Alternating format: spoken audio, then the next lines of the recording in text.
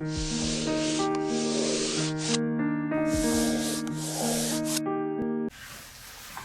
오늘 벌써 8강째입니다. 8강째인데 오늘은 시를 종합적으로 지금 했던 거 이제 마무리할 시점 되고 하니까 종합적으로 한번 검토를 한번 하고, 그다음 시하고 동시하고 시를 이제 작업하실 때 가끔은 손자들이 놀러 오거나 그리고 애들 생각이 날 때 동시를 쓰고 싶을 때가 있거든요. 시를 쓰는데 동시가 예컨대 뭐 쓸만한 게 왔다. 그다음에 어떻게 생각하고 어떻게 쓸 것인가. 어떤 동시를 쓰는데도 다른 어떤 옛날 생각이 나서 시를 써보고 싶다. 이럴 때 어떻게 하면 좋을까? 이런 이야기들을 좀 하고, 그 다음에 전반적으로 작업을 하시면서 시를 쓰거나 동시를 쓰면서 나는 이런 점이 좀 어렵더라. 뭐 기타 이런 이야기들도 선생님들이 묻고 싶은 게 있으면 물으시고, 전체적으로 한번 오늘은 점검하고 생각을 다시 한번 해볼 수 있는 시간을 가지도록 하겠습니다. 뭐 재밌는 이야기를 오늘 굉장히 해드리고 싶기도 하고 해서 좀 편하게 생각하시면 좋을 것 같고, 방금 계란 이제 제가 이렇게 삶아서 먹었는데 갑자기 오늘 올 때는 첫 시간에 시를 좀 하고 그 다음에 동시 이야기를 할까 싶었는데 계란 먹으면서 가만히 생각하니까 계란을 삶는 거하고 고구마를 삶는 거하고 비슷하다. 그래서 요즘에 시인들이 동시를 쓸 때 어떻게 생각하고 어떻게 쓰는가, 그 생각이 문득 들어서 지금 우리 교재에 26페이지 보면 깡패 고구마라는 시가 있죠. 동시입니다. 박정섭은 서울에서 지금 작업실을 내놓고 화가입니다. 화가 일러스트죠. 그러니까 동시 그때 그림을 그리고 그렇게 작업을 하면서 동시도 이제 같이 써요. 그림 작업도 하고 동시도 쓰고 젊은 친구인데 올해 저 창원 동문학상 받았죠. 동시집 내가 시집 낸 게 있는데 그 작품집 나오기 전에 청주에서 하는 권태영 어린이 시인 학교가 있어요. 해마다 하는데 올해는 코로나 때문에 못하고 작가들 막 좀 유명한 작가들 막 거기 가서 대담 형식으로 다음 달에 학기입니다. 안도현 시인, 송찬호 시인, 또 이리 며칠 한 8명 작가들이 모여가지고 이제 내가 코로나 때문에 이렇게 촬영하는 형식으로 대담 형식으로 행사를 치를 것인데, 지금 선생님들이 오늘 아까 계란도 삶고 하시잖아요. 그럼 계란을 삶으면서 시를 쓸 수 있는 게 뭘까? 동시를 쓸 수 있는 게 뭘까? 이 생각을 하시면 재미있는 것들이 굉장히 많아요. 지금 26페이지에 깡패 고구마, 그거 딱 읽어보면 재밌죠? 이게 이제 인식을 어떻게 하느냐, 생각을 어떻게 하느냐에 따라 굉장히 달라지죠. 선생님께서 오늘 숙제를 해오셨으니까 깡패 고구마를 한번 그리 한번 읽어주세요. 재밌죠, 이 시가. 깡패 고구마 박길에서 찜통 속에서 고구마가 익어가고 있다. 다 익었을까? 젓가락으로 콕콕 찔러본다. 아직 덜 익었구나. 뚜껑을 다시 덮는다. 핍을 보다가 깜빡해졌네. 아버사 큰일이다. 뚜껑을 열어보니 바가지안 뜯는 깡패 고구마 두 분이 옷을 벗으셨네. 죄송합니다. 재밌죠? 꽃통을 보시셨네. 글자 뭐 깡패 고구마, 이거는 그야말로 깡패가 고구마 삶을 때 껍질이 이렇게 벗겨지는 경우가 있잖아요. 그죠? 있는 그대로 썼는데 생각을 어떻게 하느냐에 따라서 굉장히 많이 달라지죠. 제가 같이 이제 행사할 때 같이 자기도 하고 이야기도 하고, 이 시가 실린 이 동시집 작업하는 걸 미리 이제 이렇게 같이 읽으면서 뭐 웃기도 했는데, 올해 동시마중 작품상이라고 저희 1년에 한 번씩 동시 중에서 좋은 걸 선정해서 저희들이 상을 주는 게 있었고, 우리 잡지에서 제가 이제 편집위원으로 있는 잡지가 동시마중이라는 잡지인데 거기에서 이제 우리나라에 한 해 발표된 동시 중에서 가장 좋은 작품을 골라서 상을 주고 시상식을 하기도 해요. 그때 최종신까지 올라온 작품이 요 깡패고구마입니다. 그래서 글이 굉장히 재미있죠.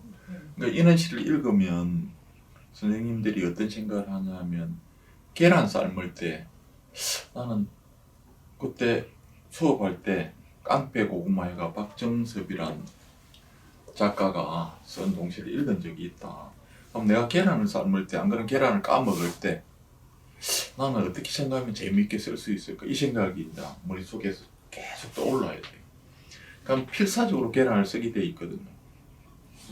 이것도 읽어보면 있는 그대로 맨 처음에 시작하죠. 제목은 우선에 신경 쓰시면 안 돼.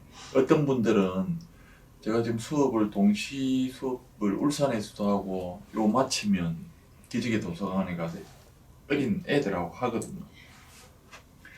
그럼 맨 처음에 제목을 그 시를 처음 일이 접하고 공부를 오래 하시지 않는 분들은 제목부터 멋지게 쓰시려고 그래.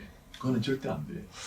제목부터 절대 쓰시면 안 되고 제목은 그냥 고구마, 감자, 달걀 뭐 이런 식으로 탁 붙이고 어떻게 생각해서 어떻게 시를 만들면 좋을까 이 생각을 머릿속으로 해. 그래서 쓰기 시작한다는 거죠. 쓰고 마지막에 탁 마침표를 찍는 순간 아 이게 고구마에서 어떤 게 수식을 하거나 또 다른 어떤 제목이 들어오면 좋겠다 싶은 판단이 들면 그때 바꾸는 거예요. 맨 처음부터 깡패고구마, 뭐 이쁜 달걀, 뭐 하는 우는 뭐 이런 식으로 수식해서 제목을 붙이고 작업을 하기 시작하면 나도 모르게 굉장히 부담스러워져. 그러니까 맨 처음에 할 때는 본 대상, 사물 그걸 그대로 탁 붙여요. 그걸 가지고 내가 하고 싶은 이야기를 하죠. 전에 말씀드렸듯이 그 대상 플러스 선생님들이 하고 싶은 말 그게 의지죠, 그죠? 선생님들이 하고 싶은 말이 뭔지를 떠올려서 쓴 다음에 최종적으로 이 제목은 그냥 고구마보다 깡패 고구마가 좋겠다. 안 그러면 시집 가는 고구마, 장가 가는 고구마 이런 식으로 재미있는 표현을 제목으로 올리면 훨씬 재미있겠다. 그때 판단하셔야 돼요. 어떤 분들은 어른시도 그렇고 동시도 그렇고 작품 채 쓰기도 전에 제목부터 멋지게 이렇게 탁 써놓고 하는 경우 있거든요. 그건 잘못된 겁니다. 이것도 보면 맨 처음에 깡패 고구마 이러 하니까 이게 무슨 고구마한테도 깡패가 있나 이런 생각이 들잖아요. 이것도 맨 처음에 깡패 고구마 붙이고 쓴 게 아니고 쓰다가 제목을 이렇게 올린 경우죠. 시작할 때는 간단하죠. 찜통 속에선 고구마가 익어가고 있다. 요 선생님들이 달걀을 삶거나 뭐 감자를 삶거나 옥수수를 삶거나 다 마찬가지죠. 다 익었을까? 젓가락으로 콕콕 찔러 본다. 이것도 삶을 때 하는 행동이잖아요. 그렇죠? 그러니까 시인이라고 특별하게 어떤 행동, 어떤 사물을 보고 느낀 점을 쓸 때는 있는 그대로 원래는 써야 돼. 왜냐하면 이걸 통해서 지금 내 이야기를 하고 있는 건 아니죠. 그냥 있는 그대로 찜떡 속에서는 고구마가 익어가고 있다. 다 익었을까? 젓가락으로 콕콕 찔러본다. 저도 이 고구마 삶은 적이 있는데 이렇게 하면 이게 이런 경우 많아요. 안 익었어. 그래서 다시 뚜껑을 덮고 그냥 어른들은 이제 그렇게 하면 맛이 없다고. 이게 우리는 잘 모르니까 해놓고 열어보고 찔러보고 또 닫고 또 하고 이런 기분. 그래서 고구마가 이 고구마인지 나중에는 이상해지기도 하고 하거든요. 그러니까 다 익었을까 젓가락으로 콕콕 찔러본다. 아직 덜 익었구나. 뚜껑을 다시 덮는다. 그래 놓고 그 뒤부터가 시가 재미있죠. 다시 덮어놓고 TV를 보다 깜빡 잊었네. 아플싸 큰일이다. 뚜껑을 열어보니 화가 잔뜩 난 깡패 고구마 두 분이 우통을 벗었습니다. 죄송합니다. 죄송합니다. 그러니까 이게 고구마 그 껍질이 탁 벗겨지고 네, 이러니까 네. 이제 우통을 벗은 깡패고 네, 막 네. 이걸 또 올리죠. 이때 제목이 껍질이 벗겨진 거 보고 이 고구마가 우통 벗는 거 사람이 옷을 벗는 거 우통 벗는 거 하고 그죠. 고구마 그 껍질이 벗겨진 거 하고 그걸 딱 떠올려서 깡패 고구마가 좋겠다 이렇게 판단하는 게죠. 그죠. 이런 식으로 시를 선생님들께서 좀 재미있게 생각하시고 재미있게 표현하고 쓰셔야 돼요. 그냥 멋지게 좋은 시를 써야 되겠다 이 생각보다 내가 하고 싶은 말을 어떻게 하면 재미있게 할 수 있을까. 그 다음에 어떤 슬픈 이야기도 그죠. 어떻게 하면 이게 온 마음을 다해서 슬퍼하고 그걸 읽는 사람들도 그렇게 느낄 수 있을까. 그 생각을 하셔야 돼요. 막 멋진 단어들, 멋진 문장으로 뭔가를 막 꾸미거나 만들어내려고 생각하시면 안 돼요. 제가 아까 나중에 읽어보긴데 선생님께서 써온 작품 보고 선생님 좋은데 제가 이렇게 말씀드렸잖아요. 그 이유는 자연스러움이 많이 들어있다는 게죠. 억지로 뭔가를 만들어내려고 하지 않고 자연스러움이 담겨 있어서 좋게 읽힌 거예요. 수업을 할 때 보통 이제 젊은 친구들하고도 제가 수업을 하는데 그런 친구들은 이제 아주 예컨대 신춘문예나 뭐 이런데 잡지사 이런 데서 시인이 되기 위해서 이제 문예창 작가나 뭐 이런 친구들은 그야말로 온 몸을 다 바쳐서 공부를 하죠. 그런 친구들하고 수업할 때 하고 제가 마산문학과는 선생님들하고 수업할 때 수업하는 방향이 약간 달라요. 왜 그러냐면 그 차별을 두는 게 아니고 그 친구들은 아직 젊고 아무것도 생각을 하지 않고 그냥 글만 쓰면 모든 게라고 생각을 하잖아요. 그죠? 그때 이렇게 쓰고 생각하고 제가 가르치는 방식하고 자, 선생님들처럼 세상 살아온 경험, 그죠? 그 다음에 내가 갖고 있는 머릿속에 가슴속에 기억들이 풍부한 사람들이 뭔가를 이렇게 쓸 수 있는가하고는 다르겠죠. 꺼내는 방식이 내 안에 어떤 이야기들을. 그래서 그 이야기를 되도록이면 얼마나 진지하고 깊게 꺼내들 것인가가 이 마산문학관에서 제가 수업할 때 목표이고 목적이기도 하고 젊은 친구들은 그런 게 별로 없잖아요. 그죠? 그럼 언어들하고 새롭게 어떻게 하면 이야기를 할 수 있을까 이런 이야기들을 중심으로 이야기를 하기 때문에 조금 다르죠. 그렇다고 두 개가 전혀 별개의 문제로 이야기하는 건 아니니까 걱정하지 마시고 일단 아주 편하고 재미있게 그 다음에 제가 저번 시간에 말씀드렸죠. 시는 곧 사람이라 해요. 시는 곧 사람이고 우리가 살아가는 인생이잖아요.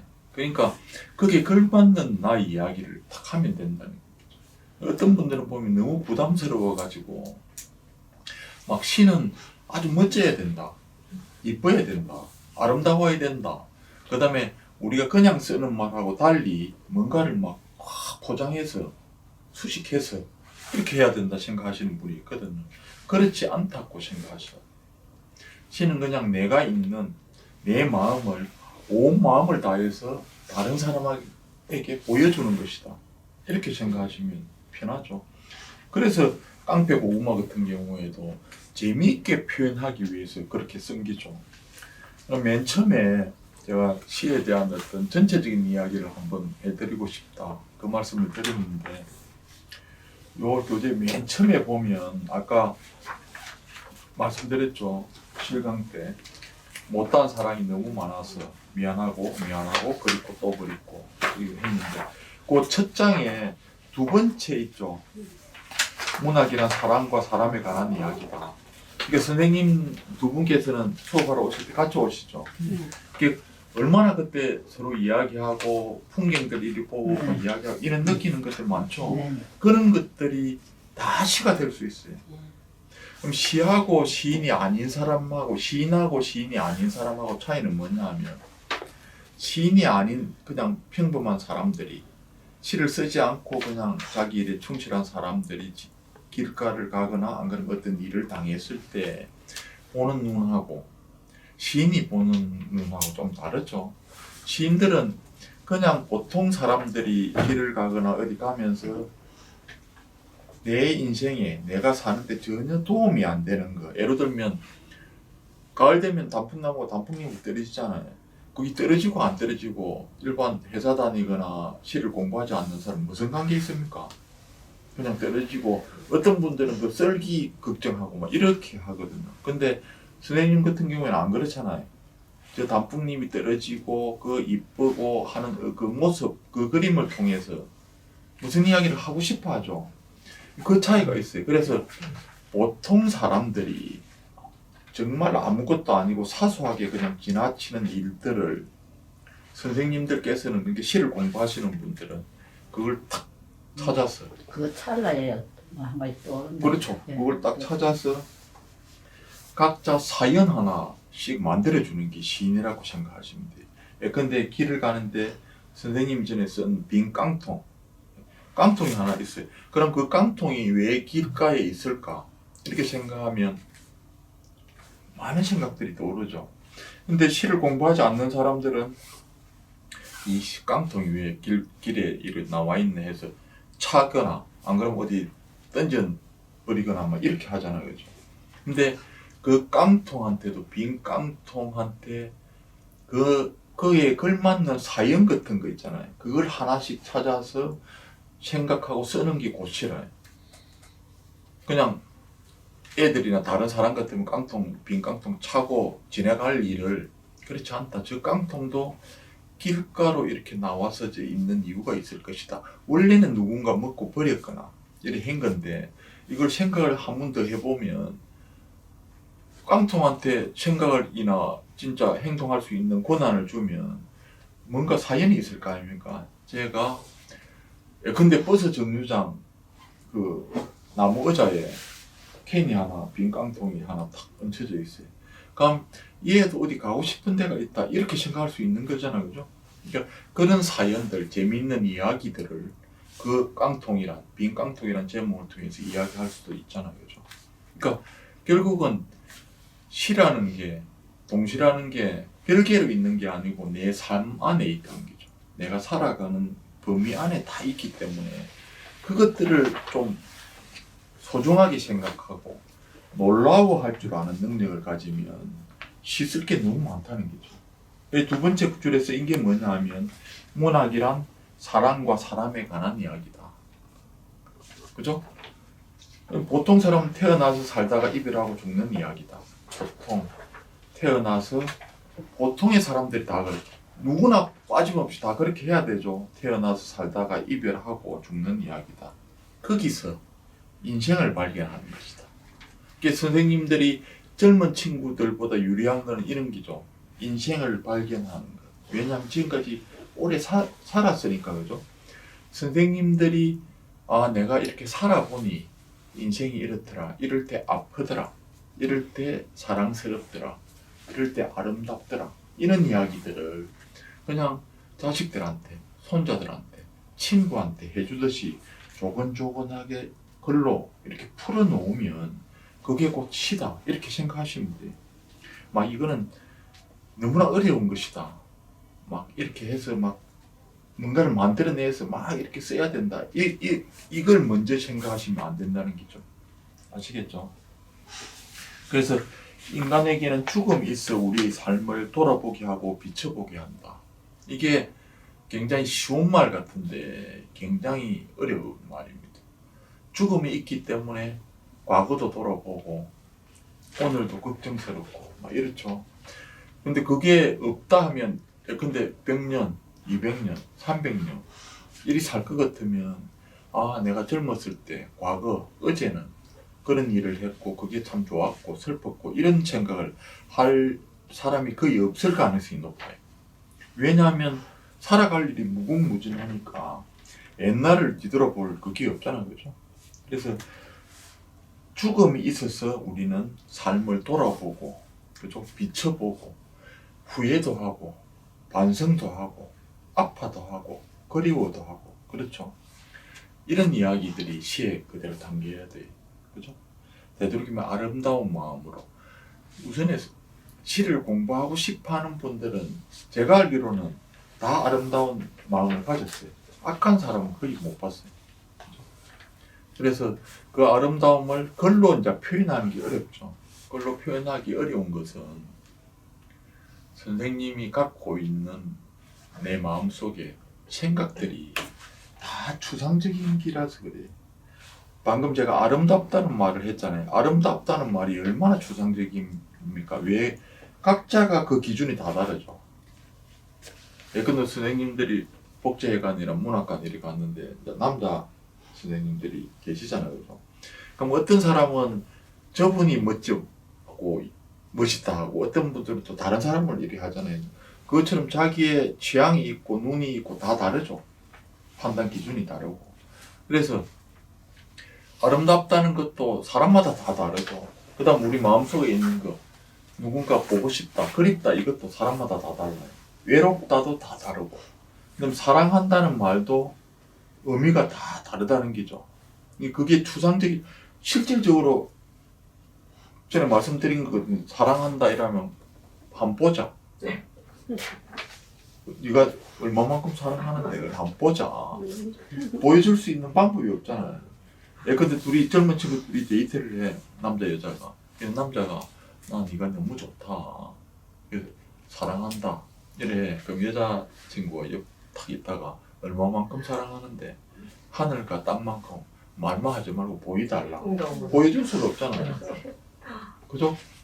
바람하고 똑같은 게 그 추상적인 개념은. 그러니까 나는 오늘 외로워 죽겠다. 선생님 두 분이 문학관에 오다가 걸어오다가 오늘 와 이리 날씨도 차고 왜 이렇게 마음이 허전하고 외로울까 하면 선생님이 뭐라 하냐면 얼마만큼 외로운데 이래. 많이 외롭다. 말만 하지 말고 보여줘라. 보여줄 방법이 없잖아요. 그죠? 그래서 그게 추상적인 거예요. 추상적이어서 우리가 가진 오욕, 칠정이 있잖아요. 마음속에 들어있는 거. 그걸 위해서 시를 쓰거든요. 어떨 때는 나는 누군가가 너무 사랑스럽고 어떨 때는 누군가가 너무 미웠고 또 옛날에 10년 전에 5년 전에 어떤 사람이 너무나 그립고 그죠? 그 그립다 보니까 너무 외롭고 달이 이렇게 뜨니까 달을 보니까 누가 보고 싶고 이런 감정들이 전부 추상적인 게잖아요.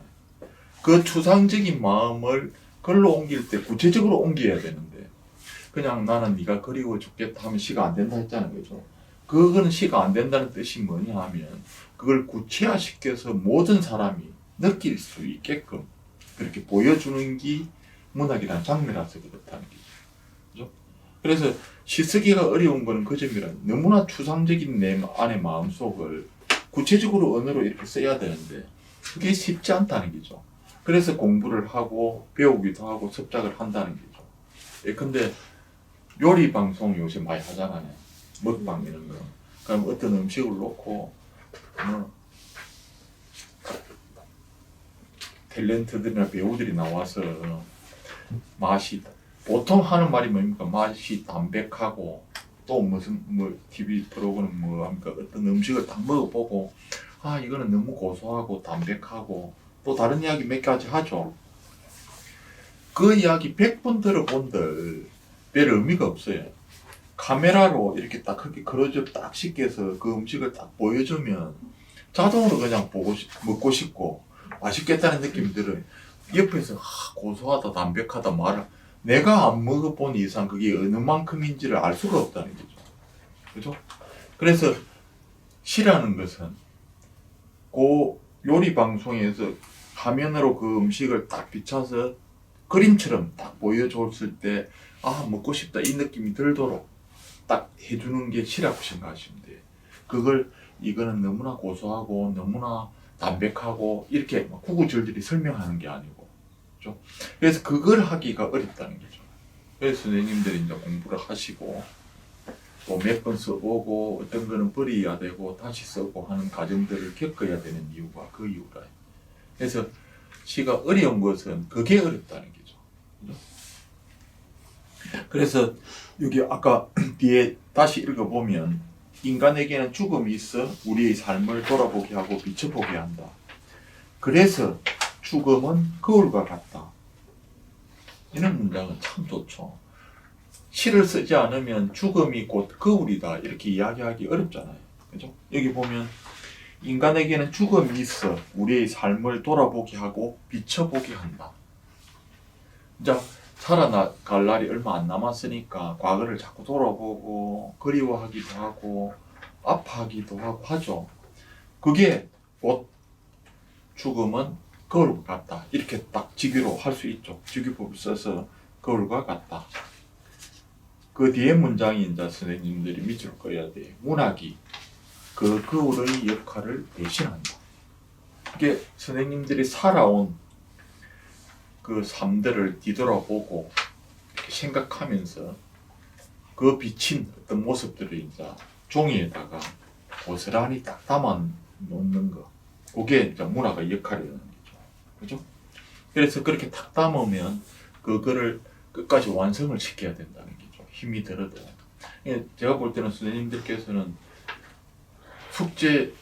숙제라기보다 이제 작품을 오셔서 보고 오늘도 이렇게 작품 읽고 하는 걸 보면서 와 정말 대단하시다 이 생각을 하거든요.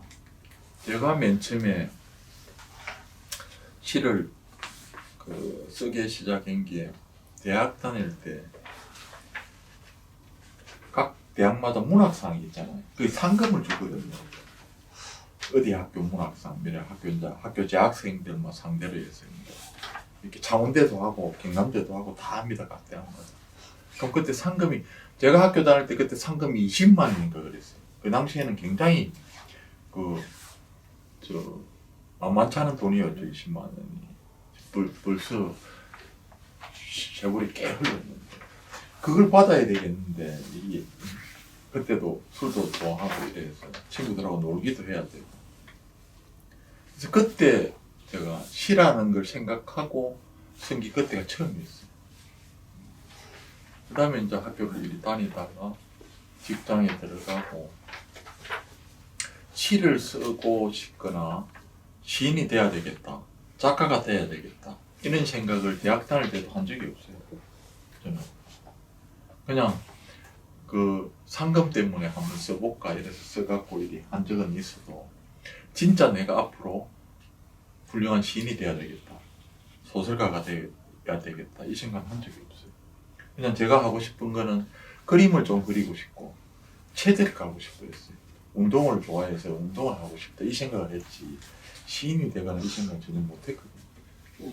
근데 이제 있다가 나도 나이가 들면 책을 꼭 하나 내고 싶다.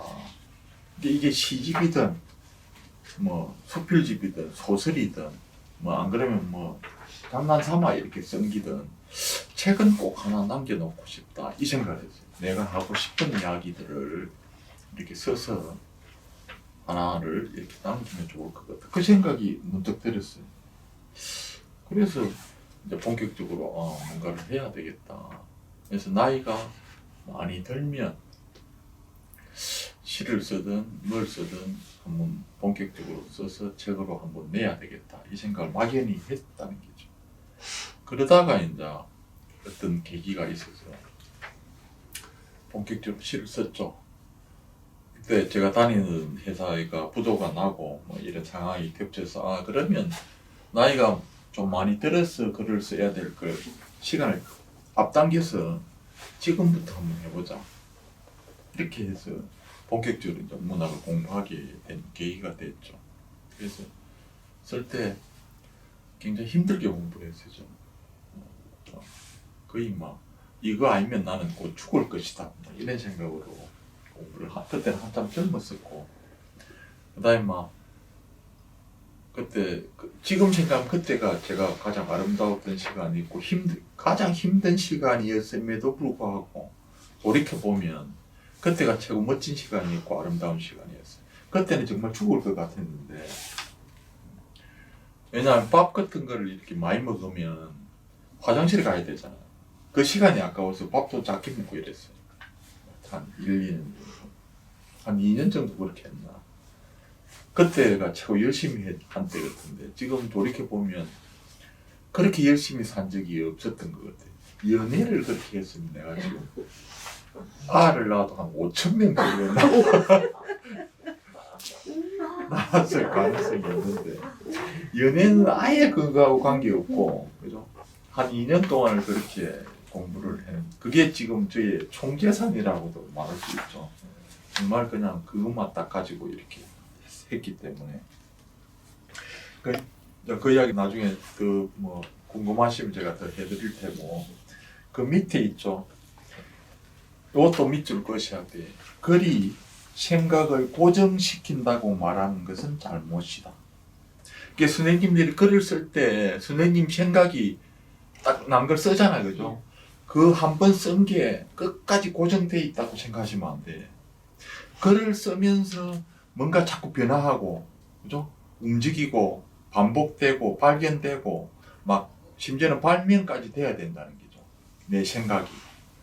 한 번 딱 써놓고, 이게 딱 고정돼서는 안 된다는 거죠.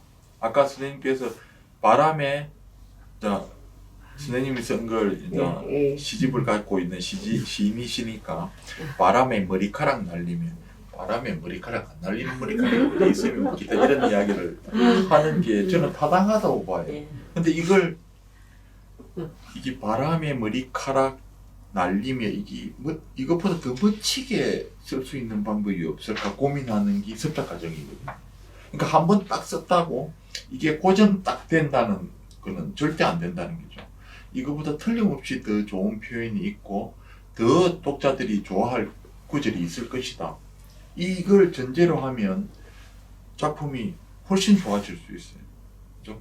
근데 대부분의 사람들이 한 번 딱 써놓으면 이걸 끝까지 그냥 이거다. 이렇게 하는 경우가 굉장히 많잖아요. 그죠? 그래서 내가 어떤 생각을 해서 그걸 글로 썼다 해서 그게 고정된다고 고정해야만 된다 생각하면 잘못이라는 거죠. 그죠? 글쓰기는 생각의 한 방법이다. 우리가 말을 하고 글을 쓰잖아요. 그죠? 말을 할 때하고 글을 쓸 때는 다르죠.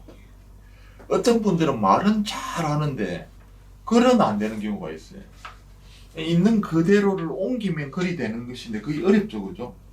그게 왜 그렇게 했습니까? 시를 쓸 때 최고 어려운 것은 여기 종이가 있잖아요. 그죠? 이 종이에 이제 선생님들이 막 생각을 막 하잖아요. 그럼 이 머릿속에 생각을 있잖아요. 그죠? 이 생각을 끄집어내서 여기 고스란히 올려놓는 게 글이거든요. 그러면 이 생각을 가슴속이나 머릿속에서 끄집어낼 때 이 끄집어낸 야들이 금방 죽어요. 밖으로 나오면. 그래서 말할 때는 생동감도 있고 뭔가 그럴듯해 들리는데 이걸 꺼내서 여기 옮기면 재미가 없잖아요. 이건 죽어서 그렇다는 거죠. 모든 것들이 그래요. 머릿속이나 가슴속에 있는 걸 끄집어내서 종이 위에 올려놓는 순간 죽어요. 그 왜 죽느냐? 추상적인 감정이어서 그래요. 아까 제가 말씀드린 사랑한다 얼마만큼 보여달라 하면 못 보여주듯이 이걸 내 생각을 여기 끄집어내는데 이게 독자들한테 그렇게 전달이 안 된다는 거죠. 그죠? 왜 그렇습니까? 추상적인 감정이라는 것, 외롭다, 그립다 이런 추상적인 감정이 바람처럼 보이지도 않고 만져지지도 않는다는 거죠. 그런데 있는 거는 분명하잖아요. 그럼 예를 들면 저 밖에 지금 바람 불잖아요.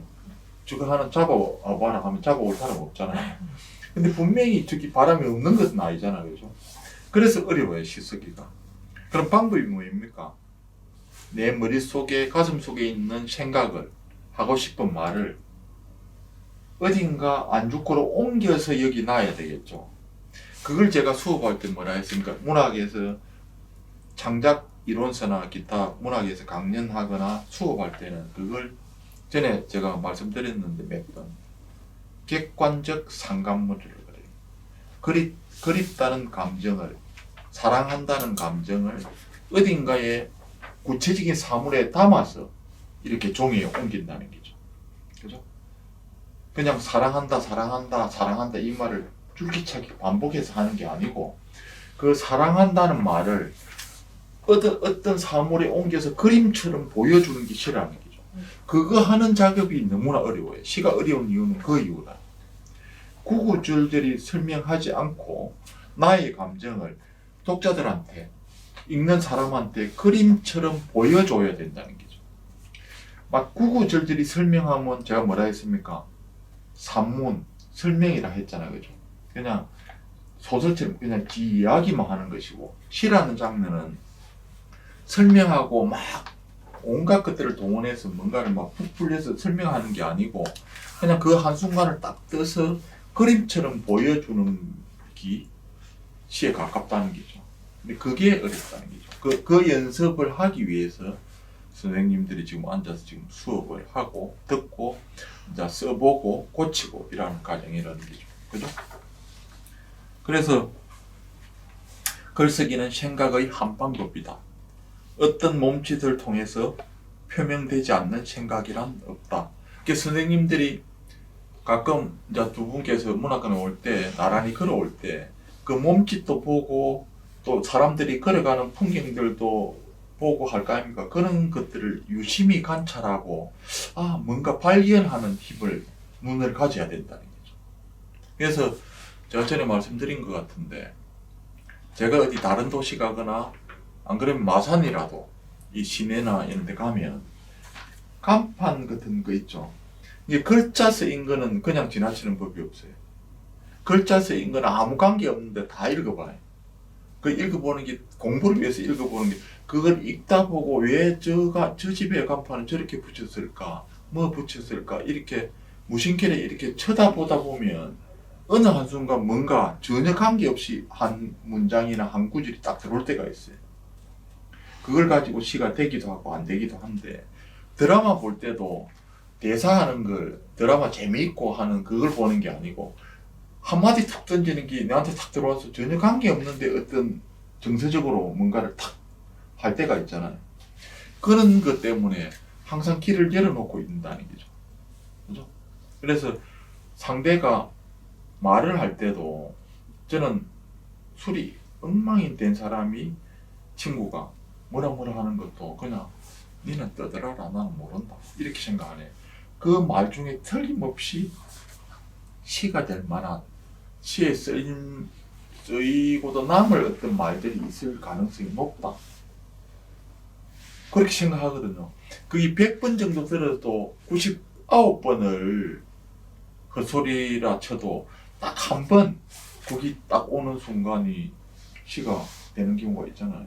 그거는 진짜 고마운 일이죠. 그래서 상대방의 말을 듣는 걸 잘 들으셔야 돼요. 저는 하는 것보다 듣는 걸 훨씬 좋아하거든요. 어디 가면 뭐 술을 마시거나 기타 술이 많이 안 취한 상태에서는 거의 듣는 입장이에요. 그죠? 그러면 그 중에서 뭔가를 내가 찾아서 쓸 게 있고 또 그 말을 통해서 생각할 게 있다는 거죠. 그죠? 그 생각을 하시면 좋을 것 같아요. 그래서 선생님들이 대화, 안 그러면 어떤 풍경, 어떤 사물을 볼 때 지금까지 보는 방식하고 좀 다르게 봐야 돼요. 자아들도 예컨대 뭐 길고양이 한 마리를 봐도 자아도 뭔가 사연이 있을 것이다. 그 다음에 자아는 무슨 생각을 할까? 그죠? 이런 것들을 자꾸 떠올리셔야 돼. 뭐 이제 시를 잘 쓰는 사람들은 그게 몸에 붙어 있어요, 애당초. 사람을 딱 만나면 먼저 이게 시가 되나 안 되나 그거부터 따진다는 거죠. 이게 시가 됐긴가 안 됐긴가 이거부터 따진다는 거죠. 그럼 당연히 어떤 사물을 볼 때도 단풍나무, 가을에 단풍나무가 탁 떨어지고 꽃이 꽃밭에 탁 가면 막 아름다운 풍경이잖아요. 그러니까 보통 사람들은 그게 이쁘다, 뭐 어떻다, 사진 찍고 뭐 기타 이게 바쁜데 저희 같은 경우에는 저걸 통해서 뭔가 끄집어낼 문장이 없나, 뭘 쓸 게 없나 이거부터 생각을 한다는 게 이쁘고 안 이쁘고는 다음에 문제고 그 이뻐봐야지가 얼마나 이쁘겠습니까? 그거는 별 문제가 없고 저 그림을 통해서 내가 하고 싶은 말이 뭘까 이런 것들을 좀 깊게 생각하는 편이죠. 일반 사람들보다. 그러니까 제가 전에 동시 공부할 때 말씀드렸죠. 질문이 중요하다. 그럼 단풍이 탁 떨어질 때 단풍나무한테 물어봐야 된다. 길고양이한테 뭘 물어봐야 되고. 저는 우리 집에 제가 고양이 한 마리를 이제 우리 딸이 놔둔 걸 키우는데 항상 가끔씩 하는 말이 딱 보고 니 지금 무슨 생각하고 있는데 이렇게 물어요. 걔가 대답할 일은 없잖아요. 근데 그걸 지금까지 쭉 물어요. 가끔씩 야 니 지금 무슨 생각하는데 니도 어떨 때 좀 슬픈 생각이 들 때는 니도 살고 싶은 마음이 별로 없나? 이렇게 묻거든요. 그럼 고양이가 대답할 리는 없잖아요. 근데 언젠가는 대답해 줄 것이라는 그 생각 갖고 있어요. 왜냐하면 그건 진짜 지가 내한테 대답을 해서 내한테 오는 게 아니고, 그리 묻다 보면 이게 어느 날 내 스스로 이렇게 답이 생길 경우가 있죠. 그 답은 내가 고양이한테 물었기 때문에 나한테 생기는 거지. 그냥 이렇게 해서 아무 그거 없다가 그 고양이가 내한테 쪼르륵 와서 나도 오늘 살고 싶은 마음이 없다 이렇게 이야기할 일은 없다는 거죠. 그죠? 그래서 그런 생각들을 좀 하셔야 돼요. 어떤 사소한 게라도. 그죠? 그 생각을 하시면 지금보다 훨씬 더 쓸 게 많아져요. 그 다음에 재미도 있고, 주위에 이렇게 바라보는 풍경들이 굉장히 재미도 있어지고, 신기로운 것들이 굉장히 많이 생겨요. 신비롭고, 신기하고, 놀랍고 하는 것들이 이 세상에는 너무나 많다는 거죠.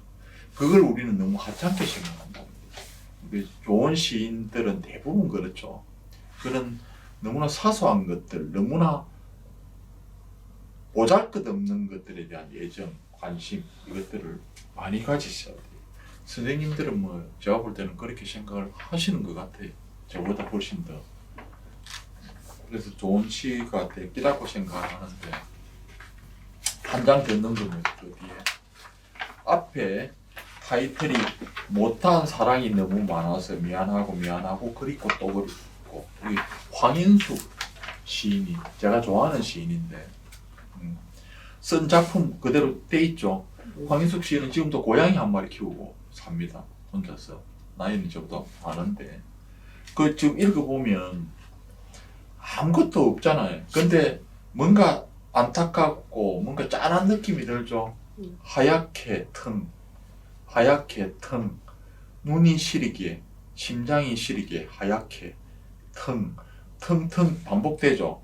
그 뒤에 내 밥그릇처럼 내 머릿속 텅, 계속 이 텅 비었다는 이야기를 이제 이리 하고 싶은 기죠. 아, 잔인한, 돌이킬 수 없는 하양, 외로운 하양, 고통스런 하양, 불가항력의 하양을 들여다보며 미안하고 그립고 또 그립고, 이 설명하지 않고도 그냥 느낌이 내가 살아온 과정들, 그 다음에 텅 빈 내 마음, 그죠? 텅 빈 내 모든 것들에 대한 회한, 후회, 안타까움, 이런 게 그냥 설명하지 않고 들어온다는 거죠. 그죠? 선생님들도 그렇게 생각하셔야 돼요. 부담을 가지고 뭔가를 멋지게 쓰려 하지 말고 느낌을 그대로 탁탁탁 담아서 내가 진심으로 하고 싶은 말. 그러니까 지금 황현숙이란 시인이 진심으로 하고 싶은 말은 뭡니까? 못다한 사랑이 너무 많아서 미안하고 그립고 또 그립고 있다는 게죠. 이게 임팩트가 딱 있기 때문에 앞에 하얗게 텅 이거는 그 시인이 하고 싶은 말을 살리기 위한 역할들을 만으로도 충분하다는 거죠. 여기에 뭔가 뭐 사랑이 어떻고 뭐 저떻고 이걸 구구절절히 설명해 놓으면 미안하고 그립고 또 그립고 이런 문장들이 힘을 못 받겠죠. 그죠? 그래서 선생님들이 시에 대한 부담감을 너무나 많이 가지면 자꾸 뭔가를 설명하려 하고 뭔가를 만들어내려 하죠. 그 밑에 제가 쓴 긴데 제가 유일하게 요 한 편이죠. 언젠가. 이게 뭡니까? 언제나. 과거도 그렇고 오늘도 그렇고 언제나 변함없이. 근데 언젠가. 이제 미래죠. 언젠가. 이거는 이게 모든 걸 통틀었다고 이야기할 수 있겠죠. 언젠가. 다시 당신을 만났으니 이제 나는 당신을 만나지 않은 것처럼 간절해질 수 있다. 이 사랑하는 마음이에요. 이 사랑하는 마음이 너를 그만큼 사랑한다. 그 사랑하는 마음, 그 마음을 표현하기 위해서 쓴 게라는 거죠. 그럼 요 밑에 원래 이 초고에서는 이 작품보다 더 많았어요, 내용이. 근데 이걸 보고 만지면서 밑에 있는 걸 싹 드러내고 요것만 딱 읽는 게 훨씬 나을 것 같다. 그래서 이번에 11월 말쯤 되면 시집이 나올 텐데 이제 지금 아직 해설이 덜 돼서 안 나오고 있는데 시집이 나올 텐데 거기에도 맨 처음에 실려 있는 게 이 작품이에요. 이 작품이 저는 다른 사람은 몰라도 제 마음에는 좋아서 그러니까 다시 당신을 만났으니 이제 나는 당신을 만나지 않은 것처럼 간절해질 수 있다. 이 간절함을 저는 쓰고 싶거든요. 그래서 이 세 줄이라도 이런 시들도 선생님들이 조금 생각하시면 좋아요. 그죠? 이런 거는 뭐 선생님 제가 볼 때는 선생님들이 저보다 훨씬 더 박사님일 거고, 그죠? 전에 했죠. 그 뒤에 거 붙여서 문자 있잖아요. 네. 이런 시들 선생님들이 좀 써보세요. 제가 볼 때 세 분 다 이런 시들은 참 잘 쓰실 것 같아요. 그냥 우리가 쓰는 문자잖아, 그죠? 다음 생에 있어도 없어도 다 지워져도 나는 너의 문자, 너의 모국으로 태어날 것이다. 그죠? 이런 연애시가 없다 아닙니까? 선생님들이 지금 옛날에 그 젊었을 때, 그 다음에 사랑하는 그때를 떠올리시면서 지금 이런 작품들은 선생님들이 쓰셔야 돼요. 아시겠죠?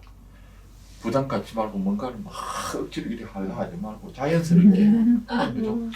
옛날에 그러니까 옛날에 젊었을 때 남자들이 많이 따라다녀. 제가 볼 때는 다 그런 식인 것 같아요.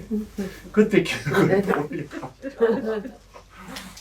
그때의 마음을 딱 가지고 와서 딱 담아내면 충분히 된다는 거예요. 그래 어제도 교수님이 연애를 애인이 있나 연애를 해봤나 물었다며 그제 다 모두 하나 둘 밑이 했는데 나는 무대 없습니다 안 합대 그제 집에 가면서 너무 우울한 거라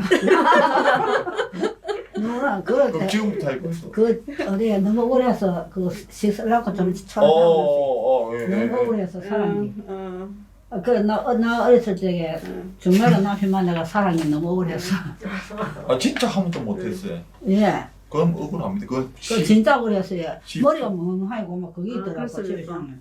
그 너무 오라고 해서 저는 교수님 그러대 많이 한 것 같다 나대. 그래. 아니 한번 해갖고 그래도 많이 마음이 해갖고. 텅 빈 것 같아. 예. 많이 해도 등 비는데 한 번도 못했어요. 너무 그래가지고 그래 그것도 방치나 써놨어요. 시한 다음도 내 써볼게. 아, 진짜요? 네네. 알겠습니다. 너무 억울하다. 너무 슬픈. 나도 모르게 안 해봤다 이렇게 했는데 네. 딱 집에 생각하면 너무 억울한 거라고. 오. 아니 그래 저는 또 어떤 생각을 하냐면은 아 내가 이때에 살면서 음. 내 표현을 어느 상대들한테 나 참 못했구나. 또 그리고 예 사랑한다는 말을 딴 사람 시켜야 나 사랑한다는 그 말이 손녀한테만 해봤지 해본 적이 없어요. 그래서 안 해봤어요. 그래서 이런 표현이 내가 너무 부족하구나. 그리도 느끼져요. 네. 그것도 내 선생님은 그 작품 쓰시면 예. 멋지겠다. 나는 지금 현재 이야기 듣다 보니까 자기들은 내가 연애를 나는 연애가 그렇게 우리 신나가 집에 대리보다 나오나 좋다.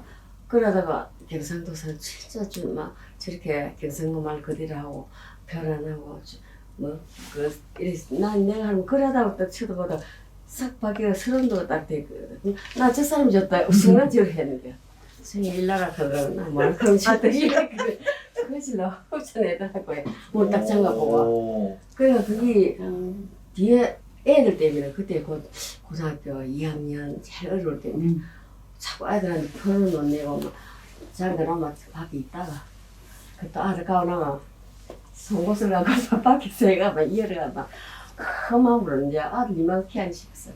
왜 내가 뭘 잘못했냐고 이렇게 했더니 나는 그래 나가라 그랬더만 그럼 나가서 다시 나가라 그래서 진짜 안 그러시더라고요.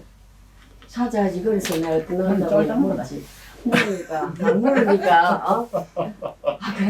나가서 수업 대고 시간이 돌아왔다. 사랑이 집착이 되는 것 그래 같다. 그래 좀 그시가. 하고 네. 갔어야 네. 이틀 안 들어오더라고. 네. 그걸 어쩌고 가서 그래 나중에 이제 했는데 하는 말이 나는 여태까지 미스 코리아 나오더라도 당신 앞에서는 잘생겼다 빠졌다 이 소리 하는데 사랑하는 남편 앞에서 나 저 사람 좋더라. 아 그때 나오는 서른 나오지가. 아, 그거는 개종을 아 하던데. 그래도 참 이기더라고 난데도 아주 섹스한 가지고. 그 그런 선생님 생각을 좀 생이다 좀 생. 선생님은 30도 제목 가지고 하나 예, 교수님. 아, 그래, 지금 근데 교수님한테 꼭좀 문자를, 에이, 학생을 뺄길 없다. 30도 제목 가서 쓰시면 되겠다. 벌써 2개나 생기가. 지나가는 생각하고. 그걸 그렇다. 자, 조금 쉬고 다시 네. 하겠습니다. 가슴 아픈. 네. 제가 문학관에 그 다니면서 시로 배우고 이래 있었는데 김용 교수님이 한 번은 우리 학생들한테 물어서 그래 모두 애인이 있느니 처상이 있느니 물어서 그래 내 동료들은 하나가 있다 둘이 있다 미치가 있다 이래다 하는데 나는 하나도 없어가지고 그냥 교수님한테 나는 없습니다 했고 그래 집에 갔는데 집에서 가면 생각하면 너무 억울하고 사는 게 좀 무의미해서 그래 지가 이제 시를 한 개 써도 못하지만 시를 한 개 쓰려고 지금 반체나 초를 잡아놨어요. 근데 지금은 이제 세월이 이래 갔지만 젊을 때는 참 말 한마디 못하고 옛날 사람면 그래 했는데 저 등산을 가고 이래도 만약에 갈 적에는 그냥 가지만 올 적에는 하선으로 묶고 이제 저 차에서 이제 음주 가물을 하고 노는 때가 좀 있는데 남자들은 젊은 여자만 보면은 전에는 그 여자하고 솔리가 치려고 저 그냥 신간도 많이 하고 그래 그 했는데 저 우리 남편도 이제 사람이 없으면은 내한테 와서 같이 춤을 추자 하는데 젊은 여자 나타나면 나를 미리 제치보고 그러는데 저 가서 치고 이러면서 세상살이가 다 그렇다고 생각하고 참았는데 지금 내가 그 시를 표한다고 사회 나가 보니 내 사람 삶하고 지금 사람 삶하고 영 참 많이 차이가 있어서 너무 안타깝고 교수님한테 그런 말씀을 질문을 받고 집에 가만히 생각하니 너무 안타깝고 억울해서 내가 이런저런 하소연을 좀 하려고 하네. 말할 줄을 몰라서 너무 잘하시네.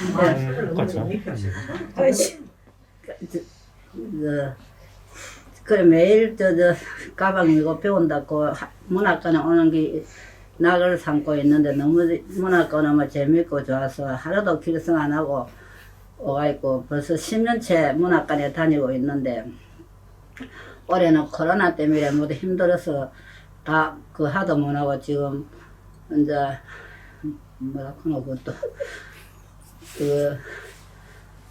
비대면서 비대면 수업을 하고 있는데 지금 나도 이제 하루도 안 빠지고 이제 친구하고 같이 다니면서 이거 배운다고 있는데 있어서 좀 어렵지만도 열심히 하고 있습니다. 그럼 다음 시간에 글 써오실 거네요. 다음 시간에 네. 시를 쓸 거네요. 그래서 집에 가서 항상 너무 우울하고 그래서 시로 써가지고 다음 주에는 오가있고 좀 일러드리겠습니다. 낭독도 감사합니다. 하고. 예, 시를 지갖고 억울한. 그래. 입다면서 뭐 말을 맞아요. 잘하시더라고요. 난 사연을 이야기 너무 잘하시더라고요. 잘하시네. 우리는 하도 못한다. 입다면서 하락형이 뭐네 그래. 그 좀 원고를 써가지고 보고 하면 좀 나을긴데. 아니 그냥 너무 자연스럽게 너무 없이 잘하시네. 하시는 게 더. 우리 이야기거리 있어야 써지지. 우리 그럼 다음 시집은 아주 멋진 연애시가 사랑에 대해서 연애시를 연애를 안 해봤으니까 연애시가 있습니까? 그거는 제가 남자들이 말씀드렸잖아요. 있는데. 상상 그냥 네. 시는 네. 현실이고 그냥 내가 살아가는 현재이기도 하지만은 상상 속에 내가 하고 싶은 꿈 이런 것들이죠. 옛날에 이런 말이 있거든요. 이제 시인 아빠를 둔 네. 꼬마 초등학생이 이렇게 물어요. 아빠한테. 아빠가 시인인 것은 알겠는데 네. 시는 뭔데? 이렇게 물어요. 그 꼬마가 아빠가 시인이고 시집도 가지고 있고 시를 쓰는 건 알겠는데 아빠가 분명히 시인은 틀림없는데 그럼 시는 뭔데? 이렇게 물었어요. 그럼 선생님들께서 어떻게 대답하랍니까? 선생님들이 시인인데 꼬마가 시가 뭔데? 이렇게 물었을 때 저는 그거 참 어렵다 이야기했습니다. 그러니까 그거 참 어렵다 이렇게 이야기하면 애들이 더 어려워지겠죠. 설명하기 나는 너무 어렵다. 그래, 저 질문을 하면은 가슴에 맺히는 한이 많아서 그거로 이런 놈한테 좀 그거 하기 위해서는 글로 가슴에 예, 글로 표현하기 위해서를 그래 글로 쓴다 이래서 제가 글 시작한 거는 내 하고 싶은 말 하고 싶어서 글로 그렇죠. 시작했거든요. 그건 하고 저도 싶은 말 그놈한테 하소연이 하고 싶어서 그래 글로 시작했다. 맞아. 그때 그 시인은 실제 이제 시인인데 뭐라 했냐면 우리를 그러니까 그 꼬마가 아빠 시가 뭔데? 아빠가 시인은 맞는데 시가 뭔데? 이렇게 물으니까 우리를 꿈꾸게 하는 글자들이다.란다 이렇게 얘기해요. 우리를 꿈을 꾸게 하는 글자들이 시다. 이게 이제 아까 선생님은 가슴에 한이 맺혀서 내가 하고 싶은 말을 해야 된다는 어른한테는 공감이 되는데 애들한테는 그게 공감이 안 되잖아요. 그죠? 애들한테는 그 애들 수준에 맞게끔 뭔가 이야기를 해주면 그 시인 이렇게 방금 말씀드렸듯이 우리를 꿈꾸게 하는 글자들이란다 이렇게 이야기를 해요. 그때 우리는 이란 말에 주목을 좀 해야 되죠. 네가 꿈꾸게 하는 글자들이란다 라는 말을 하지 않고 아빠도 포함된 우리를 꿈꾸게 하는 글자들이란다 이렇게 이야기한 이유는 어른들도 나도 포함이 된다는 의미죠. 그러니까 선생님들이 지금 말씀하신 것처럼 가슴에 한이 맺히고 어떤 하고 싶은 이야기가 너무 많다. 이 이야기가 모든 사람한테 다 가서 닿을 수 있는 그게 이제 문학이라는 거죠. 전에 말씀드렸듯이 지극히 개인적이고 사적인 이야기인데 이게 진실로 딱 공감이 될 때 그걸 문학이라 그러거든요. 그러니까 선생님 아까 연애시 다음 두 번째 시를 제가 기대를 하고 싶은데 연애시 나는 돌이켜 보니까 연애를 한 번도 한 적이 없다. 그 다음에 중매를 해서 만나가지고 살았는데 이렇게 가만히 생각해 보니까 그 다음 주위 사람들의 말을 들어보니까 내 인생이 이건 제대로 말을 한 번도 하지 못했다. 근데 앞으로 하고 싶은 이야기를 했는데 이제 대놓고 이야기를 못 하잖아요. 그걸 이제 언어로 이렇게 옮기면 그거는 현실이 아닐 수 있거든요. 그게 내가 바라는 내가 꾸는 꿈이고 살아가면서 내가 아름다워질 수 있는 방법이잖아요. 그죠? 우리 보통 꿈을 꾸다 이렇게 이야기하잖아요. 그죠? 마음은 뭡니까? 마음을 품다, 마음을 먹다 이렇게 이야기하죠. 제가 볼 때는 꿈을 꾸다는 말보다 꿈을 펼치다라는 말이 훨씬 더 좋아요. 꿈은 꾸분들 갖고만 있으면 아무 필요가 없죠. 근데 그 꿈을 펼치는 게 참 좋은 것 같아요. 그럼 애가 꿈을 꾸고 그걸 펼칠 때 그게 현실이 훨씬 아름다워지죠. 마음은 품다보다 꾸다가 돼야 돼요. 꿈처럼. 마음을 꾸는 것은 뭡니까? 내가 진짜 원하는 걸 이렇게 현실로 드러내는 게잖아요. 꿈처럼. 잠을 자면서 꿈을 꾸듯이 마음도 우리 몸 안에서 뭔가를 꾸고 펼치고 해야 되잖아. 그 이야기를 딱 생각하시면 이 마음이 너무너무 힘이 세다는 거죠. 예컨대 선생님이 두 번째 시집을 제가 기대를 하는 이유는 내가 가만히 보니까 연애도 그렇고 사랑도 그렇고 살아온 것들이 내가 하고 싶은 말도 제대로 못했고 행동도 당연히 못하는 거죠. 근데 지금 이제 그 이야기들을 그게 가슴 아픈 이야기일 수도 있고 그렇지 않는 이야기일 수도 있죠. 그걸 그냥 탁 있는 그대로 딱 드러냈을 때 많은 사람들이 공감을 충분히 한다는 거죠. 그런 것들이 감동이라 해요. 다른 게 감동이 아니고 언어를 막 멋지게 부려가지고 막 치장해서 뭔가 막 화장을 막 두껍게 하듯이 그래서 뭔가를 보여주는 게 아니고 나는 이렇게 살았는데 이렇게 살고 싶다. 앞으로는 이렇게 하고 싶다. 그게 최고 좋은 문학이고 시의 힘이라는 거죠. 그래서 우리가 보통 행복 이렇게 말할 때 새를 들미기면 파랑새를 들미기거든요. 파랑새가 이제 새를 은유하는 행복을 은유하는 가장 그 대표적인 새죠. 그 작가들도 파랑새의 이야기가 나오면 우리 드라마에도 파랑새는 있단가 그런 드라마도 있죠. 거기 보면 그 행복이거든 압축시키면. 그러면 잠든 꼬마한테 잠이 이제 막 들기 시작한 꼬마한테 귓속말로 어떤 말을 해주면 좋을 것 같습니까? 세상에서 가장 힘이 센 게 너희 마음이란다. 이렇게 이야기를 해주셔야 돼. 그래야 내가 그 꼬마가 품고 있는 이 마음이 이 세상 어느 것보다 힘이 세잖아요. 그럼 선생님이 살아왔던 이 품고 있던 이 마음을 펼치서 어떤 이야기를 할 때 그거보다 힘이 센 게 없다는 거죠. 어떤 게 힘이 센다 해도 한 인간이 가지고 있는 마음보다 힘이 센 게 없어요. 그러면 선생님들이 나는 글을 써서 너한테 막 훌륭하다 소리를 듣고 싶어서 문학관이 오는 게 아니잖아, 그죠? 내가 살았던 이야기, 내가 하고 싶은 이야기 글로 써서 전달하고 싶어. 근데 그 전달하기 위해서 쓴 글들이 이 세상 그 무엇보다 가치 있고 힘이 센 게 될 수 있다는 거죠. 그게 문학의 힘이라. 문학의 힘이 다른 거 막 어디서 막 박사처럼 지식이 많은 사람처럼 뭔가 자랑하는 게 문학의 힘이 아니고 내가 살아온 거, 그 다음 어떤 사람이 살아온 흔적들, 살면서 느꼈던 과정들, 생각들, 감정들 이런 것들을 진지하게 진심을 다해서 딱 표현할 때 모든 사람한테 감동을 불러일으킨다는 거죠. 당연히 힘이 셀 수밖에 없죠. 그게 우리가 꿈꾸는 문학이고 예술이라는 거죠. 문화예술, 문학이 존재해야 되는 이유가 그 이유가 있어요. 그러니까 문학이 이 한 편의 시가 배고픈 사람한테 빵을 줄 수는 없잖아요. 빵은 절대 못 주거든요. 근데 이게 착한 것이다. 이게 아름다운 것이다. 이게 선한 것이다 라고 이야기는 할 수 있다는 거죠. 온 마음을 다해서. 그게 시의 힘이고 문학의 힘이다. 그 생각을 하시면 선생님이 지금 두 번째 시집은 연애시 위주로 써있어 있다. 뭐 씁니다 그래. 그거 쓰면 굉장히 감동적일 것 같아요. 연애실은 뭐 써. 잘 씁니다.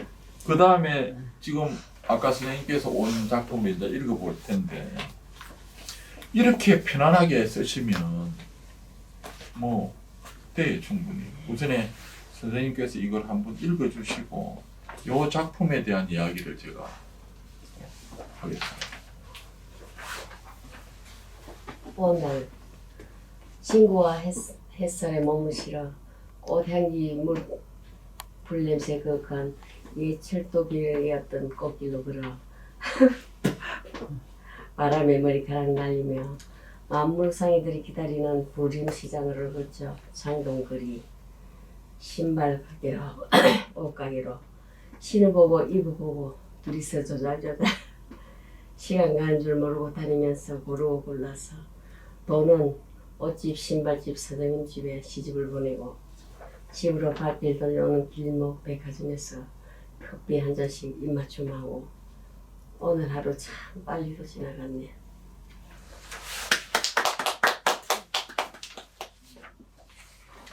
요 시가 오늘이란 제목이 달려 있잖아요. 예. 근데 제가 읽을 때는 이게 오늘이기도 하지만은 한 사람이 살아가는 일생일 수도 있어요. 제가 느낄 때는 이 과정이 단 하루에 불과한 오늘인데 이게 내일도 반복되고 한 사람의 전체 태어나서 이제 죽을 때까지 일생을 이렇게 딱 압축시키면 이 이야기에서 크게 안 벗어나요. 그래서 제가 이 시가 좋다 그랬는데 제가 한 번 더 읽으면서 말씀을 드릴게요. 오늘 친구와 햇살에 몸을 실어 햇살에 이제 친구하고 몸을 실어서 꽃향기 풀냄새 그윽한 옛 철도길이었던 꽃길로 걸어 이렇게 돼 있잖아요. 그럼 옛 철길을 꽃길처럼 걸으면 뭐 이렇게 하면 철도길 하지 말고 그냥 철길 이렇게 하면 돼. 예, 그 부분만 이제 손을 보시면 되고 바람에 머리카락 날리면 이거는 괜찮아요. 바람에 머리카락 날리면 이게 네. 많이 나오는 이야기라도 이거는 오늘이란 그 요 카테고리 안에서 이야기를 할 때는 이걸 막 굳이 상투적이다 이렇게 안 하셔도 이거는 선생님이 하고 싶은 말은 바람에 머리카락 날리면 이야기가 아니다는 게죠. 하고 싶은 말은 뒤에 있기 때문에 이거는 그냥 부담 없이 그냥 쓰시면 돼요. 그다음 좋은 기 구체적인 지명들이 나오죠. 네. 저도 만물상에 알고 한데 만물상에들 기다리는 부림시장을 거쳐 창동거리 오늘 일이 걷는 부림상에. 거 신발 가게로 옷 가게로 신어보고 입어보고 이런 거 참 좋아해요. 그렇죠?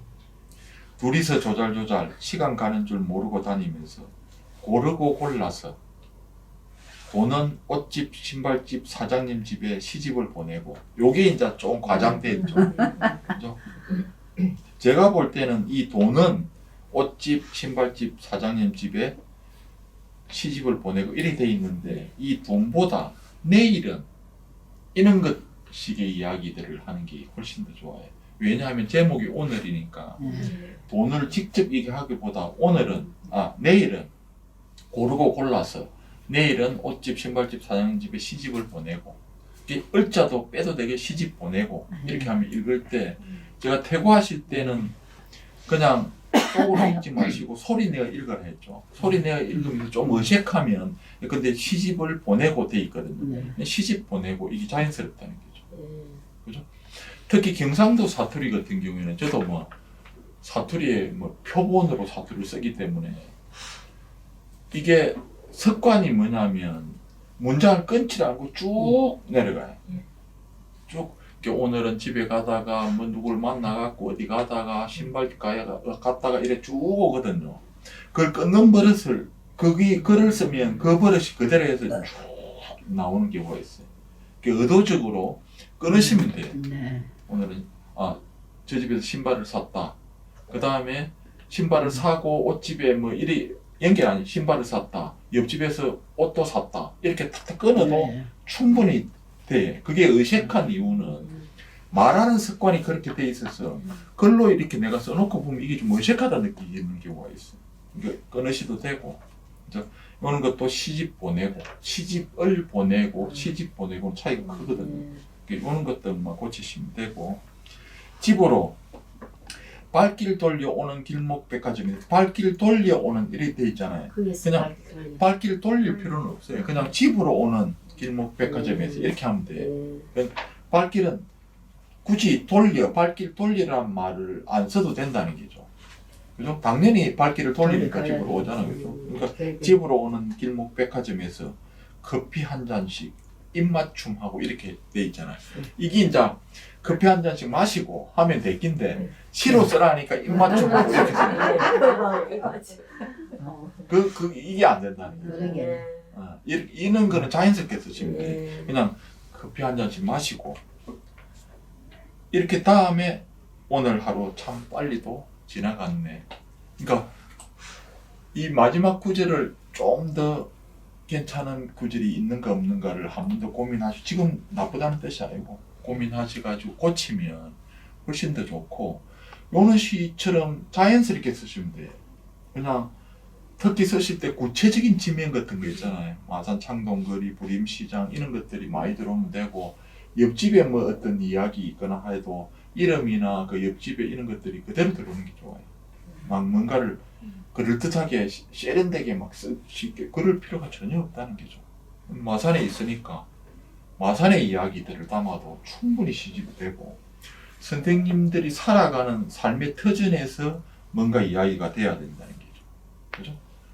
이제 막 뭔가를 거창한 걸 막 써야 된다, 뭐 시가 엄청 질이 좋아야 된다 이런 부담을 가질 필요가 없어요. 시가 좋은 거는 선생님들의 삶, 그 다음에 진심 이게 그대로 딱 들어가 있으면 그거는 자동으로 좋을 수밖에 없어요.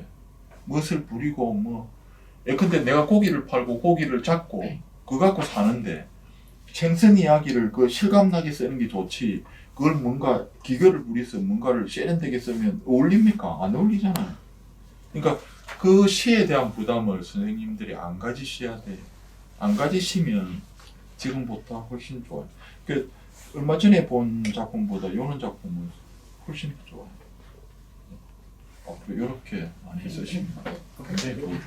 도경아, 국내선 똥바닥을 어제 다 했나? 홍마산 꽃바람 어제 다 했어요. 아 가지고 오셨어요? 아, 부끄러워서. 저번 이제 그러니까 화요일 날 와서 난 월요일마다 못 오니까. 그러시구나. 네. 그 조금 써갔는데 안 내보내 그래. 다음에 한번 보여주세요. 그 부끄러워하실 필요가 없어요. 시는 전혀 뭐 그 뒤에 아까 깡패 고구마 동시 읽었잖아요, 그죠? 그 뒤에 넘기면 이웃 사촌 돼 있어요. 이웃 사촌 이것도 원래는 오늘 동시 계획은 없었는데 선생님이 달걀을 가지고 오시는 바람에 27페이지 아까 깡패 고구마 뒷장에 보면 27페이지. 이웃 사촌이란 동시 있죠. 이묘신 시인이라고 작년에 서덕줄 문학상 받은 시인입니다. 지금 서울이고 짧은 시죠. 요런 것처럼 선생님들 꽃 좋아하잖아요. 그죠? 꽃 좋아하고 이쁜 거 좋아하잖아요. 그럼 이거 보이소. 이웃 사촌이란 제목에 그냥 편안하게 썼잖아요. 27페이지. 27페이지. 이어사촌. 이웃 사촌 이묘신 화단에 골고루 심은 꽃이들 봄꽃 옆에 맨드라미 맨드라미 옆에 채송화 채송화 옆에 봉숭아 봉숭아 옆에 해바라기 이거 어려울 게 어디서 있는 그대로죠. 꽃밭 이야기 해놓고 이 시인이 하고 싶은 말은 뭡니까? 마지막 두 문장이잖아요. 예. 땅 속에서 서로 모르고 지내다. 땅 밖에서 이웃되었다. 이게 이웃 사촌이잖아요. 원래 꽃이들이 땅에 묻혀 있을 때는 서로 뭔가 모르잖아요, 그죠? 근데 이 아들이 동시에 이렇게 딱 피었는데 옆에 있어. 그래서 앞에 이연에 봄꽃 옆에 맨드라미, 맨드라미 옆에 채송화, 채송화 옆에 봉숭아, 봉숭아 옆에 해바라기 이렇게 써놨죠. 이 아들이 맨드라미, 채송화, 봉숭아, 해바라기 씨앗들이 땅속에 있을 때는 옆에 누가 있는지 모르잖아, 그죠? 근데 이 아들이 피어오르니까 이웃이 되었다. 이 이야기잖아요. 이게 제목이 이웃 사촌이라는 거죠. 그러니까 꽃 가지고도 이웃 사촌 얼마든지 쓸 수 있죠. 이런 것들이 동시라요. 그러니까 너무 어렵게 생각할 필요가 없다는 게 유심히 보면 화단에 핀 꽃들도 자들이 이웃 같다. 이거는 조금 신경 쓰면 배울 수 있을까? 느낄 수 있다 아닙니까? 그죠? 그걸 이제 만드실 때 이렇게 꽃이들부터 시작해서 조금 생각하다 보면 땅 속에서 서로 모르고 지내다. 땅 밖에서 이웃 되었다. 이렇게 쓰시면 된다. 그죠? 그래서 요 시도 동시에도 그죠? 작가가 하고 싶은 이게 쉽게 말하면 주제라 그러죠. 시적 인식. 이걸 가지고 이걸 쓰고 싶다라는 메시지가 정확하게 작가의 의지가 딱 들어있잖아요. 이때 작가의 의지는 뭡니까? 땅 밖에서 이웃되었다. 이게 의지라는 거죠. 꽃이들 자랑하는 게 아니고 꽃 이쁘다, 뭐하다 이 이야기를 하는 게 아니죠. 땅 밖에서 이웃이 된 이야기를 한다는 거죠. 이것처럼 선생님들이 너무 부담을 안 가지시면 돼요. 그 뒷장 넘기시면 영이라는 제목의 동시가 있죠. 신민규 시인은 젊은 시인입니다. 젊은 시인인데 시를 아주 젊은 친구답게 젊게 써죠. 그러니까 이것도 이제 꼬마들한테 들려주는 이야기인데 영희가 이름이죠. 이름. 영희의 피부는 희다. 영희가 웃을 때 입술이 벌어지는데 입술 안에는 흰 치아가 있다. 이거 웃을 때 그 이빨이 있다. 이거 그대로 딱 쓰잖아요. 다른 거 막 이렇게 막 포장하거나 수식하려고 안 하죠. 있는 그대로 쓰잖아요. 영희의 피부는 희다. 영희가 웃을 때 입술이 벌어지는데 입술 안에는 흰 치아가 있다. 치아의 안쪽에는 붉은 혀가 있고 혀의 깊은 곳에는 검은 목구멍이 있고 목구멍 위쪽에는 분홍 목젖이 달려있다. 이 그냥 있는 그대로 딱 쓰죠. 갓 만들어진 숨이 성대를 지나 목젖을 거쳐 혀에 부딪혀 입술 밖으로 나오면서 영희가 말을 한다. 뭘 봐?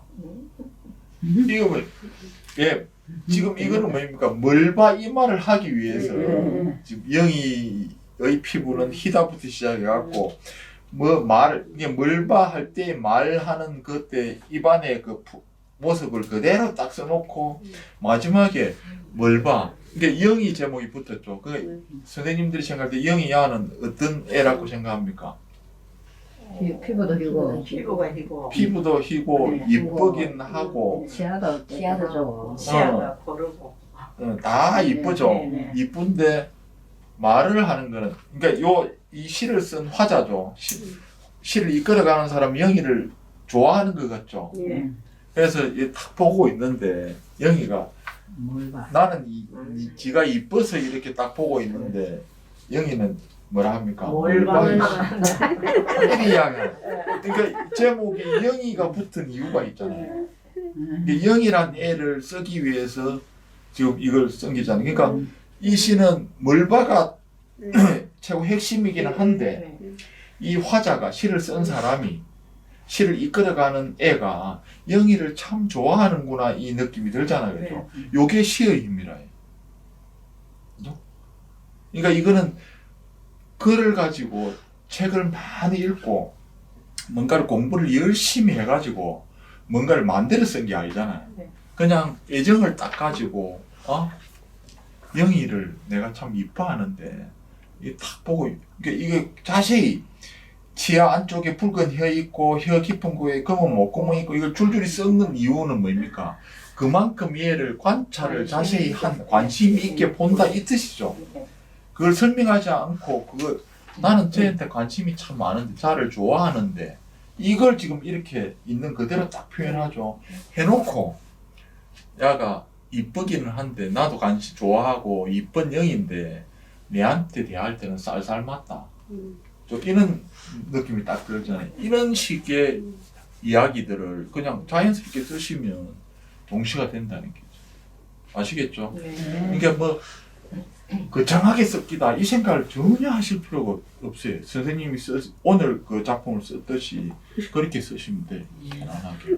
어제 내 말이 생각이 난다. 우리 사귀랍니까?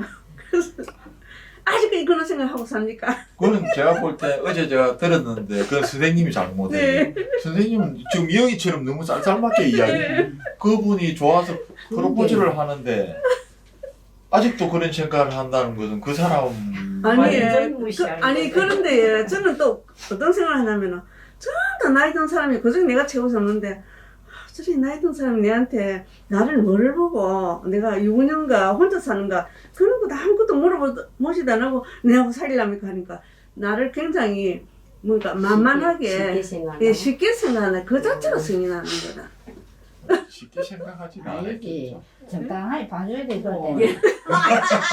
교육받아서 적당하게 봐줘야지. 쉽게 생각해서라기보다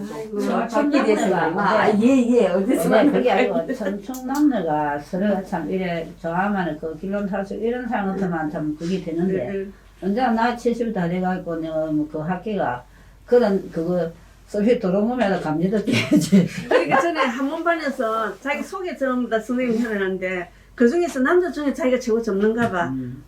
자기는 70둘이고 어디에 살고 누구다 이러더라고. 그래서 누가 나이 물어봤나. 남자 중에 이제 자기 나이를 덜 먹이는 거다. 안금혜 선생님이 쏜 북마산 똥바람. 아까 안 내놨구나. 요새 똥바람이 하도 유행이 돼가지고 여기저기서 북마산 똥바람. 선생님도 작품을 이렇게 쓰시면 잘 쓰시겠네. 깨끗하게 딱 제가 한번 읽어볼게요. 선생님 한번 읽어. 선생님이 그냥 교수님이 하세요 그냥. 북마산 똥바람 잠금에 귀신 휘파람 부는 소리가 이런 소리일까? 귀신 휘바람 부는 소리가 이런 소리일까? 창문 흔들어 새벽잠 깨우고 반쯤 감은 눈으로 하루를 헤아려 본다. 이제 26년의 그 지긋지긋한 사랑 끝내고 떠나고 싶다. 앙상한 가지에 애처롭게 매달린 나뭇잎들을 잔인하게 바닥에 내동댕이 친다. 어떻습니까? 잘 썼네. 너무 잔인한 거 안 그렇습니까? 그 바람 소리가 예 그렇습니다. 근데 이게 선생님 마음도 담겨 있고 좋은데 앞에 시작이 굉장히 좋았어요. 그래서 요 시에서 이제 좋은데 조언을 드려서 이게 더 입체감 있고 시로서 더 완성도를 끌어올리려 그러면 첫 행이 귀신 휘바람 부는 소리가 이런 소리일까라는 질문을 했잖아요. 그죠? 이거 저는 굉장히 좋게 읽었는데 마지막에 마무리 지을 때 그죠? 귀신하고 이게 우리가 인간이 살아가는 그 관계 부분을 좀 고민해서 이게 같이 조금 언급되면 이 시가 훨씬 더 입체적으로 변해요. 귀신하고 사람하고 귀신 둘 중에 누가 착한 것 같아? 재석 선생님. 사람하고 귀신하고 예 귀신이 착하지. 그렇죠. 네. 그런 이야기들 지금 그런 이야기가 요게 담기면 지금 현재 요 작품보다는 좋아질 수 있어요. 귀신 씨나라 까는 소리 들어도 깃발 부는 소리는 좀 안 한다 이거. 근데 귀신이 씨나라 까문다 해서 그거는 이제 많이 하는 말로 가지고 하는 거는 이게 그만큼 이제 좀 무섭기도 하고 그 소리에 대한 어떤 느낌이죠. 네. 그걸 했는데 여기에서 이제 사랑 끝내고 싶다 이렇게 돼 있잖아요. 그럼 사람이 하는 사랑인데 귀신들이 예컨대 사랑을 하면 어떻게 할까? 또 귀신들이 어떻게 귀신들도 우리가 차원이 있다 가정했을 때 시공간이 다를 뿐이지 존재한다고 가정했을 때 우리하고 사랑이 어떻게 다를까? 어떤 생각을 할까? 이걸 좀 궁금해하면 요 뒷부분에 요게 조금 더 언급되면 지금보다 훨씬 더 좋아질 수 있어요. 근데 거기 첫 부분에 질문만 해놓고 마지막에는 그게 없어졌거든요. 그 부분이 있으면 요 작품이 훨씬 더 좋을 수 있습니다. 그걸 조금 보완하시면. 네, 고맙습니다. 근데 언어도 그렇고 문장을 깨끗하게 선생님이 쓰시기 때문에 조금 더 열심히 하시면 지금보다 훨씬 좋을 수 있을 것 같아요. 자, 마지막으로 이제 하나만 박목월 선생님 아시죠? 네. 그 밑에 고래등에 빨간 천막을 치고 라는 동시가 있죠. 28페이지 영이 바로 밑에 제목이 있고 네. 본문은 29페이지에 있죠. 요거는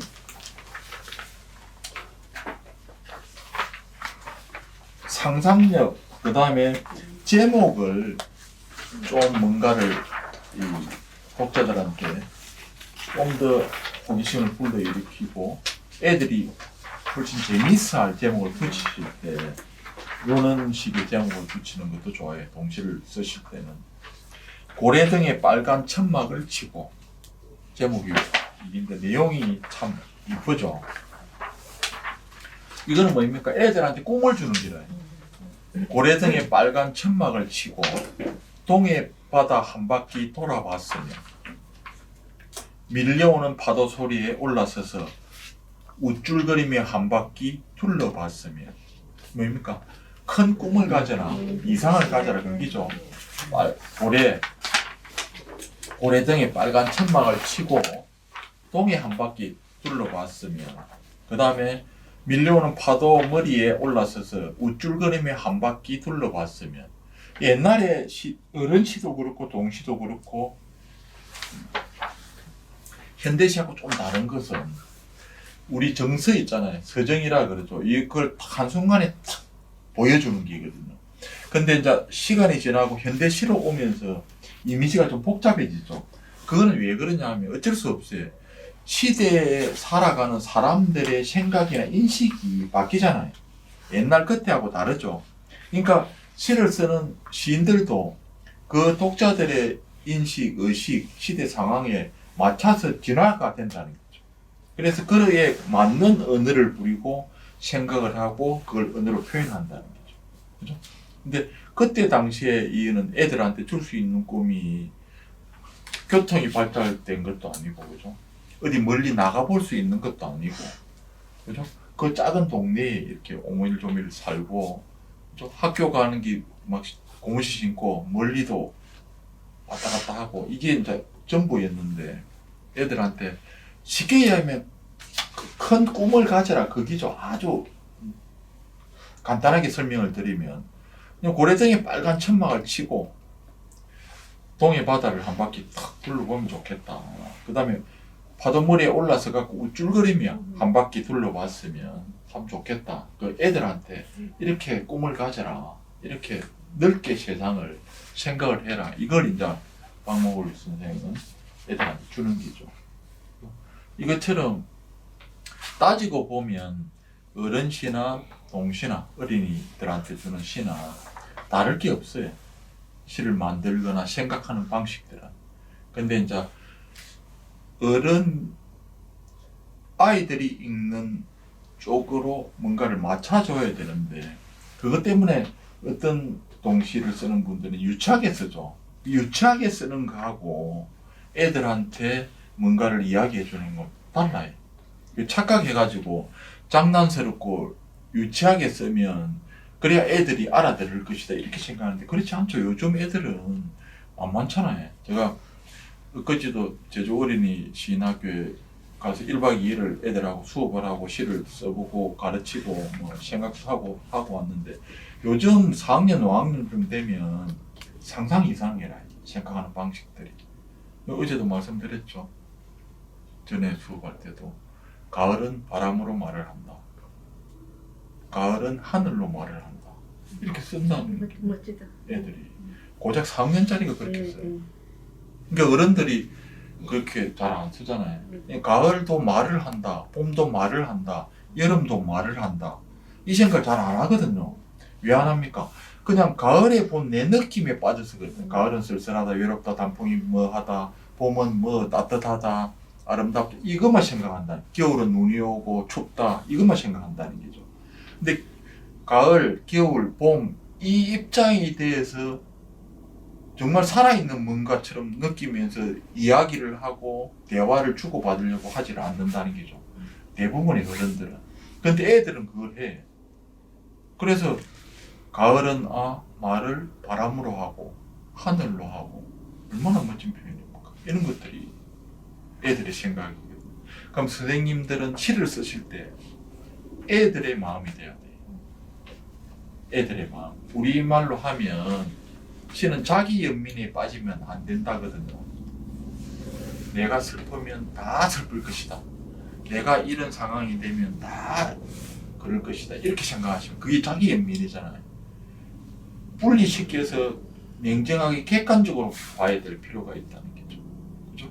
그래야 가을은 바람으로 말을 한다. 이런 구절을 쓸 수가 있다는 거죠. 그래서 애들의 입장은 뭐냐 하면 아무것도 모르니까 모든 걸 신기해하고 궁금해하고 뭔가를 물어보려고 예를 쓴다는 거죠. 근데 어른들은 공부를 좀 한 사람들, 나이가 많을수록 어떻게 생각합니까? 내가 생각하는 게 맞다고 생각해요. 이미 답을 가지고 그 답에 대한 해석을 시로 쓴다고 생각하거든요. 그건 잘못된 거예요. 나는 모른다. 그래서 이게 궁금하다. 왜 가을일까? 가을이 궁금하고 봄이 궁금하고 꽃이 궁금하고, 그죠?